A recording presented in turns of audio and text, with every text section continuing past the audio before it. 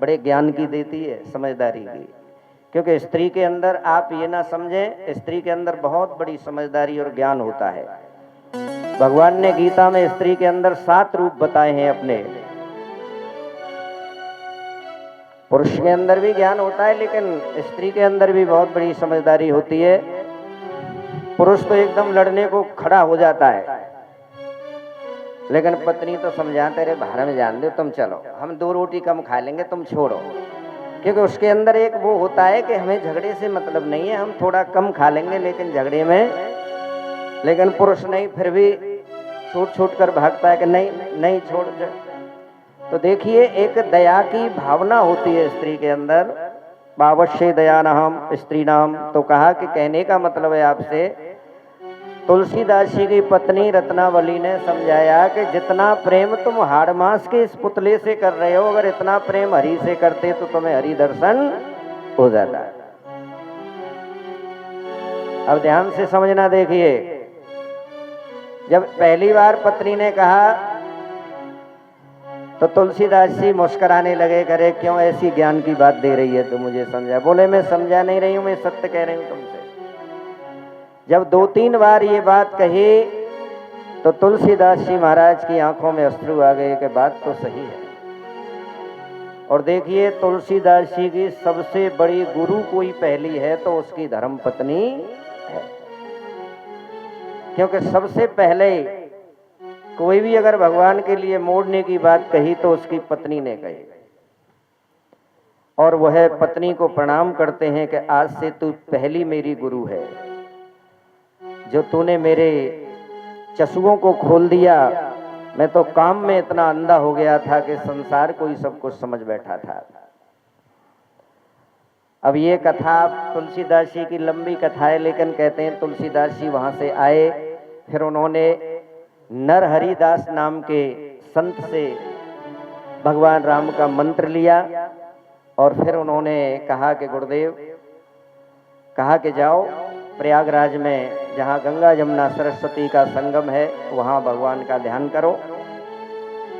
तो तुलसीदास जी महाराज वहाँ ध्यान करते थे, भजन करते थे। तो जब वो कहीं जैसे सोच के लिए जाते थे ना, सुबह सुबह अपना कमंडल लेकर, जल लेकर सोच के लिए, तो उसमें थोड़ा जल बच जाता था, तो वहाँ एक पेड़ था, वो उस पेड़ के नीचे डाल देते थे उस जल को। उस पेड़ के ऊपर एक प्रेत रहता था। एक दिन वह प्रेत प्रकट हो गया कि तुमने मुझे रोज जल पिलाया है, मैं तुमसे प्रसन्न हूं, कोई वरदान मांग लो। तो तुलसीदास जी ने कहा, महाराज अगर देना ही चाहते वरदान तो राम जी का दर्शन करा दो। तो प्रेत ने कहा कि भाई मैं राम का दर्शन नहीं करा सकता हूं, लेकिन मैं तुझे राम के भक्त का दर्शन जरूर करा सकता हूं, जिसके माध्यम से तू वहां तक पहुंच सकता है। बोले तो नहीं का करा दो। कहा कि मैं तुम्हें हनुमान जी का दर्शन करा सकता हूं, हनुमान जी की कृपा हो जाए तो राम का दर्शन हो जाता है। राम द्वारे तुम रखवारे, होत न अज्ञा बिन पैसारे। बिना हनुमान जी की कृपा के राम की भक्ति नहीं मिलती है डायरेक्ट। इसीलिए कहा गया है, दुनिया चले ना श्री राम के बिना, लेकिन राम जी चले ना हनुमान के बिना। दुनिया चले ना श्री राम के बिना, राम जी चले ना हनुमान के बिना। दुनिया चले ना श्री राम के बिना, राम जी चले ना हनुमान के बिना। दुनिया चले ना श्री राम के बिना, राम जी चले ना हनुमान के बिना। राम जी चले ना हनुमान के बिना, राम जी चले ना हनुमान के बिना। राम जी चले ना हनुमान के बिना, राम जी चले ना हनुमान के बिना।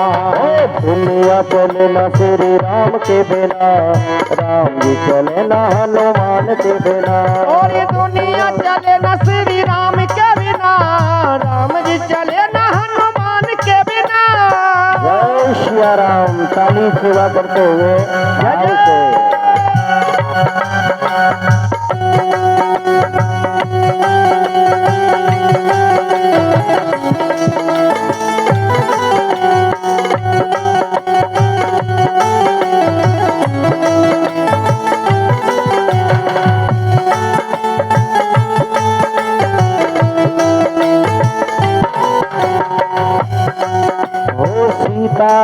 की कहानी सुनो, बनवारी मेरी जवानी सुनो। अरे सीता हरण की कहानी सुनो, बनवारी मेरी जवानी सुनो। सीता